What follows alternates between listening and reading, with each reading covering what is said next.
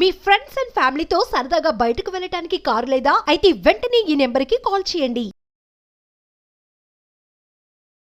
నమస్తే, welcome to Suman TV. నేను మీ విష్ణు. ప్రస్తుతం నాతో పాటు Andhra Pradesh Telangana regional rural bank employees association president Brungi Ravikanth garu ఉన్నారు. వారితో మాట్లాడి గ్రామీణ బ్యాంకుల విభజన ప్రక్రియకు సంబంధించిన పూర్తి సమాచారాన్ని వారి మాటల్లోనే తెలుసుకుందాం. సార్ రవికాంత్ గారు నమస్తే. సార్ విష్ణు గారు నమస్కారం అండి.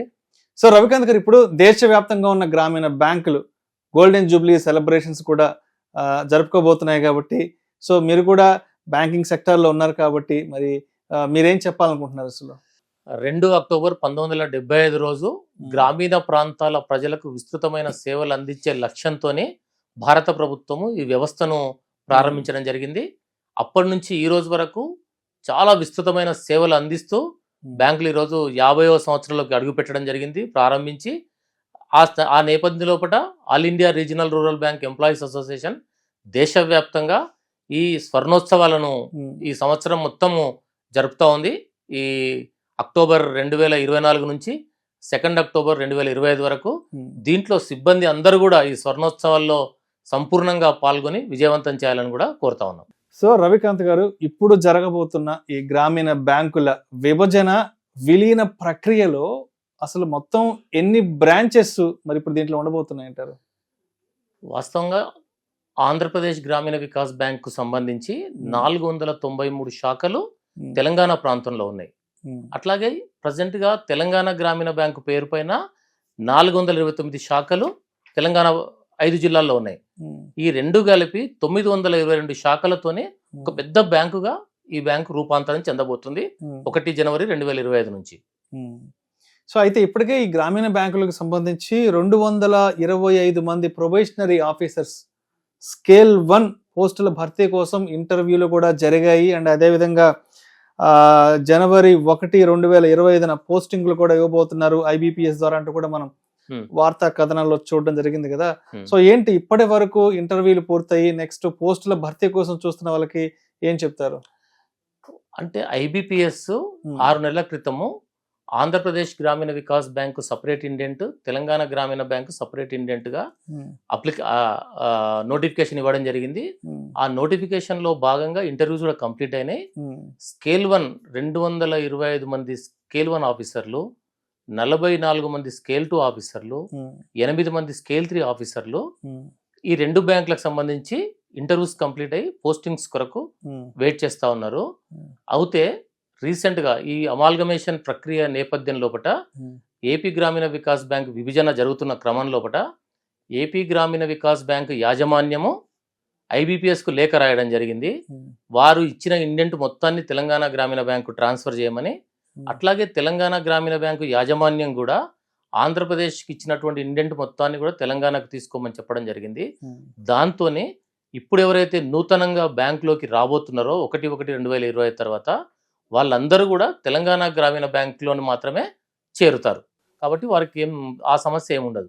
సో రవికాంత్ గారు, ఇప్పుడు ఈ విభజన విలీన ప్రక్రియకు సంబంధించి చాలా మంది ఉద్యోగుల్లో రకరకాల సందేహాలు వెల్లువెత్తుతున్నాయి. చాలా మంది చాలా డైలమాలో ఉన్నారు. మా పరిస్థితి ఎలా ఉండబోతోంది, ఏంటి ఎంప్లాయీస్కి సంబంధించిన విభజన ప్రక్రియ ఎలా ఉండబోతుంది అంటూ కూడా చాలా మంది అటువంటి ఆందోళన ఉన్నారు. కాబట్టి మీరు ఎస్పెషల్లీ ఉద్యోగులకు మీరు ఎటువంటి ఇన్ఫర్మేషన్ పాస్ ఆన్ చేద్దాం అనుకుంటున్నారు? అసలు వాస్తవంగా భారత ప్రభుత్వ ఆదేశాల మేరకు ఏపీ గ్రామీణ వికాస్ బ్యాంకు తెలంగాణ నుంచి ఆంధ్రప్రదేశ్కి వెళ్ళే ఆప్షన్స్, ఆంధ్రప్రదేశ్ నుంచి తెలంగాణకు వచ్చే ఆప్షన్స్ గురించి ఆప్షన్స్ అడగడం జరిగింది.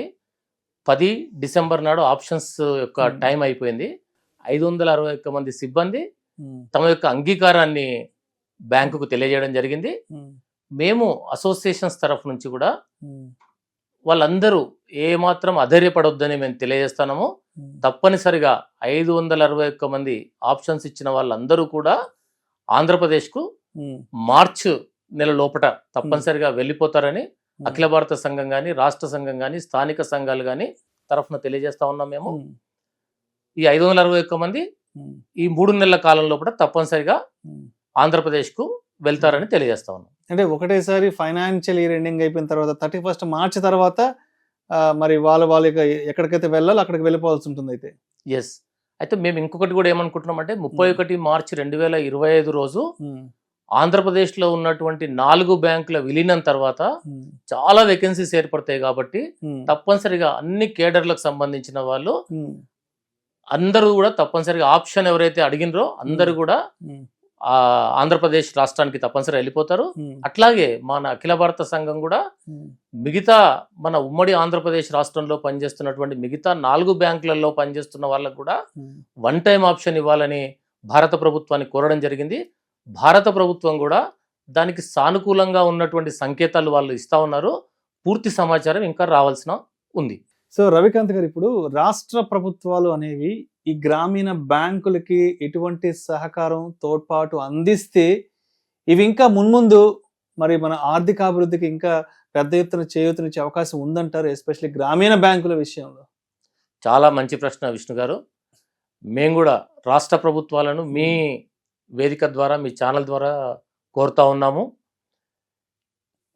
ఎవరైతే ప్రజలు తమ డిపాజిట్లు చేస్తారో పెద్ద పెద్ద బ్యాంకులో చేసిన డిపాజిట్లు అన్నీ కూడా సైఫన్ అయి పెద్ద పెద్ద సెంటర్లకు, బాంబే, ఢిల్లీ లాంటి సెంటర్లకు, పక్క రాష్ట్రాలకు తరలిపోయే అవకాశం ఉంది. కానీ గ్రామీణ బ్యాంకులలో సామాన్య ప్రజలు కానివ్వండి, గవర్నమెంట్ కానీ పెట్టే ప్రతి రూపాయి పెట్టుబడి, డిపాజిట్ల రూపకంగా పెట్టే ప్రతి రూపాయి అదే ప్రాంతంలో ఉన్నటువంటి చిన్నకారు, సన్నకారు రైతాంగానికి, మహిళా సంఘాలకు, చేతి వృత్తుల వారికి, చిన్న చిన్న పనులు చేసుకునే వాళ్లకు వారి యొక్క జీవన ప్రమాణాలు పెంచేందుకు ఈ బ్యాంకులు దోహదపడతాయి. కాబట్టి 2 రాష్ట్ర ప్రభుత్వాలను ఈ సందర్భంగా మేము కోరుతా ఉన్నాము. వారి యొక్క ఉద్యోగుల జీతాల వితరణ కానివ్వండి, వారికి సంబంధించిన డిపాజిట్లు కానివ్వండి, ఏ ఉన్నా కూడా ఈ గ్రామీణ బ్యాంకులలో పెట్టినట్లయితే తప్పనిసరిగా గ్రామీణ ప్రాంతాల అభివృద్ధికి ఈ బ్యాంకులు ఇప్పటికే చాలా విస్తృతమైనటువంటి సేవలు అందిస్తున్నాయి. ఇంకా బ్రహ్మాండంగా ఇంకా చేసే అవకాశం ఏర్పడుతుందనేది మీ మాధ్యమం ద్వారా తెలియజేస్తా ఉన్నానండి నేను. సో మొత్తానికి రాష్ట్ర ప్రభుత్వాలు గ్రామీణ బ్యాంకులకు సహకారం అందిస్తే రూరల్ ఎకానమీ పెద్ద ఎత్తున డెవలప్ అయ్యే అవకాశం ఉంది. తప్పనిసరిగా అండి. గ్రామీణ ప్రాంతాల లోపల ఎకనామిక్ యాక్టివిటీ పెరుగుతుంది. గ్రామీణ బ్యాంకుల ద్వారా, గ్రామీణ బ్యాంకులు ఇచ్చే రుణ వితరణ ద్వారా ఎకనామిక్ యాక్టివిటీ పెరిగి గ్రామీణ ప్రాంతాల్లో పేద బడుగు వర్గాల యొక్క అభ్యున్నతి మాత్రం తప్పనిసరిగా దీని ద్వారా జరుగుతుంది. రాష్ట్ర ప్రభుత్వాలు, ఎందుకంటే గ్రామీణ బ్యాంకు వ్యవస్థ పైన చాలా మంది పార్లమెంట్ సభ్యులకు మేము ఢిల్లీలో మా డిమాండ్ల సందర్భంగా కలిసినప్పుడు ఈ వ్యవస్థ పైన పూర్తి అవగాహన లేదు వాళ్ళకు. తప్పనిసరిగా రాష్ట్ర ప్రభుత్వ ఉన్నతాధికారులను, రాష్ట్ర ప్రభుత్వాన్ని నడుపుతున్నటువంటి ప్రజాప్రతినిధులను మీ ద్వారా కోరుతున్నాం. మేము తప్పనిసరిగా ఈ గ్రామీణ బ్యాంకులకు చేయూతనివ్వాలి, ఈ గ్రామీణ బ్యాంకులను ఇంకా బలోపేతం చేయాలి. తద్వారా గ్రామీణ ప్రాంత ప్రజానికానికి కూడా ఇంకా మా సేవలను విస్తృతం చేయాలని మేము కోరుతా ఉన్నాము. దీంట్లో 2 రాష్ట్ర ప్రభుత్వాలకు సంబంధించి 15% షేర్ క్యాపిటల్ కూడా ఉంది మా గ్రామీణ బ్యాంకులలో. తద్వారా వచ్చే లాభాల్లో కూడా రాష్ట్ర ప్రభుత్వాలకు లాభం అవుతుందని కూడా తెలియజేస్తా ఉన్నాం.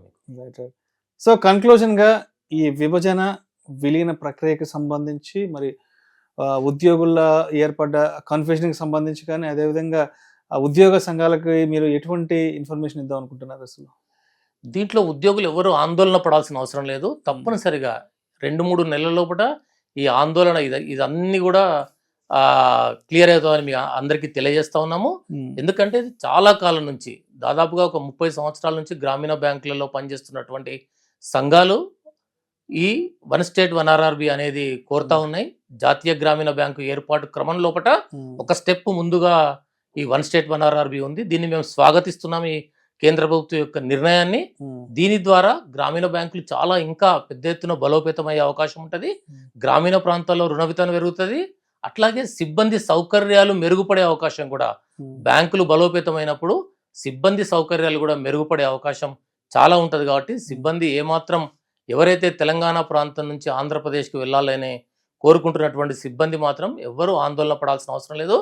అట్లాగే మా ప్రయత్నం మిగతా 4 బ్యాంకులకు కూడా ఇంకొక వన్ టైం ఆప్షన్ ఇవ్వాలని కోరుతున్నాం. కాబట్టి ఆ బ్యాంకులలో పనిచేస్తున్న వాళ్ళు కూడా హోప్ఫుల్ గా ఉండాలని చెప్పి మీ మాధ్యమం ద్వారా తెలియజేస్తున్నాను. Thank you sir. Thank you so much Brungi Ravikanth garu. Thank you అండి విష్ణు గారు. Thank you. గ్రామీణ బ్యాంకుల విభజన విలీన ప్రక్రియకు సంబంధించిన పూర్తి సమాచారాన్ని మా సుమన్ టీవీ ప్రేక్షకులకు మీరు అందించారు. Thank you so much. Thank you అండి.